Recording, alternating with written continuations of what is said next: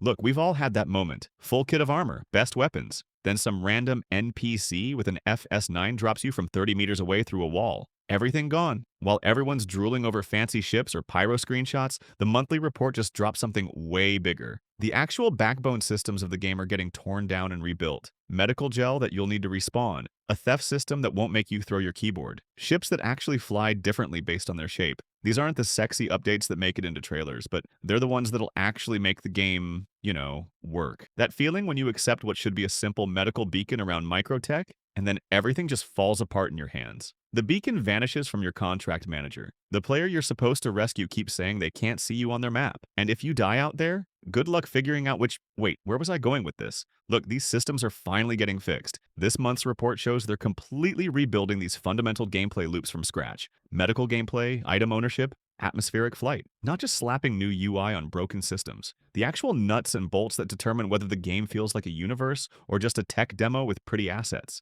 Remember when 4.0 dropped and everyone thought Pyro would fix everything? Turns out the real game changers were hiding in the code all along. These core gameplay updates are like the plumbing in your house. Nobody shows it off at parties, but when it breaks, you're in deep shit. We all love measuring our digital spaceships against each other, but these underlying systems? They're what make this a game rather than an interactive wallpaper. Take item recovery. On paper, it's unique item persistence with ownership verification. In reality, it means when some rando steals your backpack or your ship, the game finally understands who it actually belongs to. Those moments where you disconnect mid-bunker and lose 3 hours of looting? These boring systems fix that. Every time you've rage quit after a server hiccup stole your stuff, every time you've watched someone fly off with your ship, consequence-free, these updates are addressing those exact pain points. They're the difference between perpetual alpha and something that resembles an actual game. Nobody talks about this, but medical gameplay is getting gutted and rebuilt from scratch. Those medical beds we use to respawn, they're becoming actual functional equipment that requires resources. Soon you'll need medical gel just to make them work. Not just a minor tweak, it completely transforms how death functions in the verse. You know those medical rescue missions where you fly halfway across Stanton,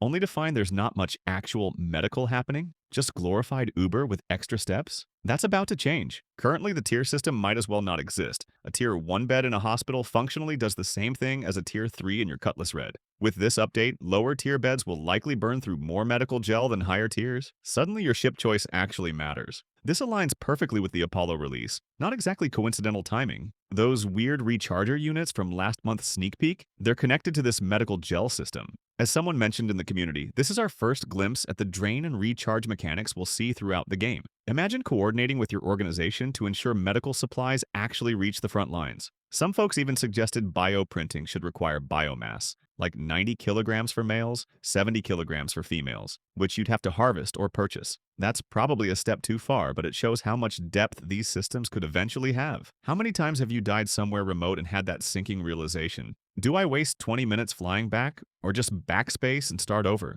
The community's been begging for deeper medical gameplay since the Cutlass Red was first flyable. Right now, these beds are glorified respawn buttons with fancier animations. But think about what happens when your medical ship runs dry on gel during an operation deep in Pyro. No stations nearby. Multiple injured crewmates, no more supplies. Those decisions suddenly have actual weight, life and death consequences that create memorable gameplay moments instead of just frustrating loading screens. And maybe, just maybe, we can finally stop treating those medical missions like disposable content. Item recovery is finally growing into a real system through their 3-phase plan. Phase 1 is what we're living with now. The thing that basically killed player looting, a frustrating but necessary evil to build the foundation. Phase 2, which they're coding as we speak, introduces bricking. When someone steals your stuff and you claim it, they get a countdown timer before those stolen items become useless hunks of junk. We've all felt that gut punch when some random steals your armor during a jump town run. Under 4.3, you're just out 80,000 to UEC. With the new system, you flag those items as stolen,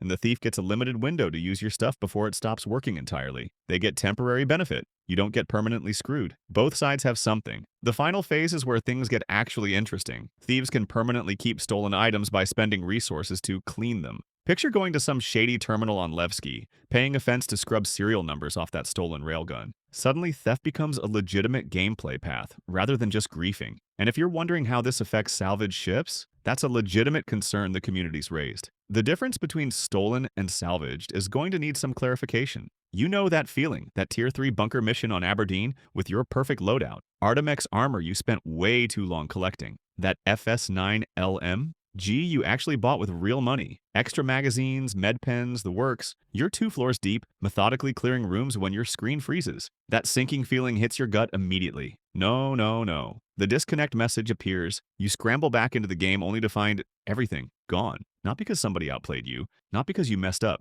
just because the backend couldn't track your stuff through a server hiccup. You don't even get mad anymore, just that empty resignation. It's an alpha, I guess. But these updates could actually fix that fundamental brokenness. What makes these changes important isn't just fixing bugs, it's enabling entirely new ways to play. Imagine actually recovering lost gear after a crash. Picture selling that rare weapon to another player face to face, not through some soulless terminal. That's the game we all pictured when we backed this project years ago. Systems that create those unscripted moments that keep us coming back despite all the jank. The flight model changes might be the biggest shift to how the game actually feels moment to moment. They're rebuilding the entire system around physical components and real aerodynamics. All those little flaps and control surfaces on your ships, they're finally going to do something besides look pretty. Your ship will actually fly based on its shape and atmosphere. Flat ships will glide, bricks will, fall like bricks. Since literally 2016, CIG has been promising realistic atmospheric flight. Now the code is actually going in. Jitter improvements for your ship at low frame rates, G limiter support so high G turns have consequences, and NPCs that follow the same flight rules you do instead of magically defying physics. Flying a caterpillar through atmosphere will feel completely different than piloting a Gladius. The cat will burn through thruster durability just staying airborne, while the Gladius can glide effortlessly. Those VTOL engines on your Hercules that currently just look cool during landing, they'll become critical to how the ship handles in gravity. As one community member pointed out, this might even change outpost camping. No more hovering your hammerhead directly over a freight elevator indefinitely. You'll need a ship designed for atmospheric operations or suffer the consequences. For newer pilots, start practicing with aerodynamic ships if you're doing planetary work. For you veterans who've been flying since Arena Commander was the only thing in the game, those thruster components you've been ignoring at Dumper's Depot might suddenly determine whether you make it home or become a scenic crater on Daymar. Spectrum has been a war zone over flight models since forever. The hover mode veterans still bring up the great atmosphere wars of 2019 whenever flight is mentioned. Some folks want pure Newtonian physics where momentum actually matters. Others just want Wing Commander with prettier graphics. What most discussions miss is how interconnected these systems are. The flight model isn't just about how ships feel, it ties directly into damage systems, component health, and even quantum travel. Remember those maddening quantum interdictions where you'd get pulled but couldn't see who did it? They're specifically fixing interdiction fields to actually make sense when you're mid-jump. We're all lab rats in this massive experiment, testing each iteration as it comes. The classic community joke whenever a long-awaited feature gets mentioned, it'll be great when it's in, soon trademark. But looking at the technical progress that they're making, soon might actually mean soon, and not maybe in 2028 if we're lucky. Some players have been begging for a landing radar like Elite Dangerous has when landing gear is deployed. We actually had that back in the Portalisar days, but it broke when they switched from static models to container-based assets. Wouldn't it be nice to have a simple downward-facing camera on our MFDS instead of doing the landing prayer every time? So how do you actually prepare for these changes before they drop? First, diversify your hangar based on where you typically operate. If you're running deliveries through ArcCorp's atmospheres, ships with aerodynamic profiles or VTOL systems will suddenly be worth their weight in gold. For item recovery, start thinking about your gear differently. That subscriber helmet might be worth immediately claiming if stolen,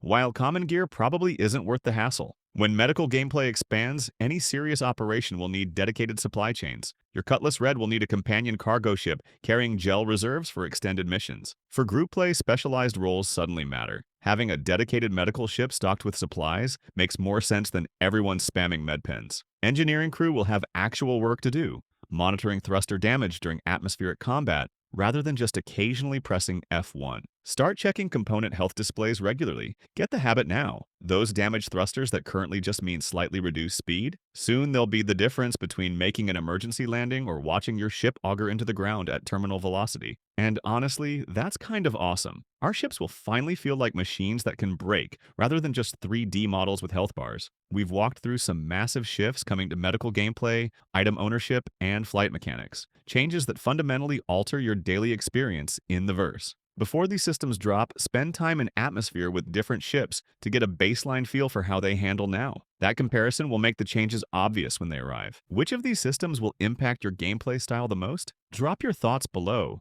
Are you worried about what happens to salvaged components with the bricking system? Excited about aerodynamics making VTOL ships actually valuable? Discord communities are already debating strategies. Your current experiences with these broken systems are actually valuable. They'll help others understand just how significant these changes will be. These core updates aren't just technical improvements, they're the difference between a tech demo and an actual universe. While everyone's distracted by ship sales and new locations, these underlying systems are quietly building what we've wanted all along. The connections between systems, medical gameplay with resource costs, item ownership enabling player economies, flight models that make ship choices meaningful. That's where this game finally comes together. The verse is finally growing roots instead of just pretty branches. Whatever your style, these changes will reshape how you play. So maybe stock up on medical gel, practice your atmospheric landings, and get ready for a Star Citizen that actually remembers who owns what. After all, we're finally getting gameplay systems worthy of all those pretty ships we've been collecting. See you in the verse. Just don't steal my stuff or I'll brick it.